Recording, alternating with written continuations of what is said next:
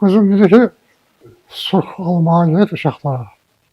Dedim, yaxşılar. Buzxanada geldim, maşını bu yana keçirmedim. Dedim, orada saklayayım, bir de yolu kesmeyeyim orada. Gelip, baxdım maşınlar gəlir tez-tez.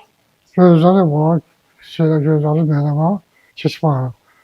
Dedim, o birisi də gələn ilə hələ gözləyər, görür mənim. Piyada keçidiylə keçmişəm. Heç keçən qalanda durdu. Patrulası gəlib orada yerə fırlandı. Bunlar yığıldılar da daha işte. Tez oradan skorla çağırdılar da.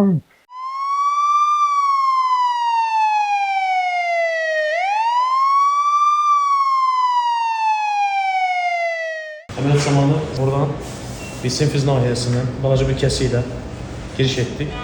Buradan həm qaz sisteminin yuxarı şaxəsində bu qalçaq boynağından keçən və sınırı tutan bir intravenlər çivi atdı burada. Əməliyyatın röntgen görüntüsü bu sınır fragmenti fiksasiya olmuş formada.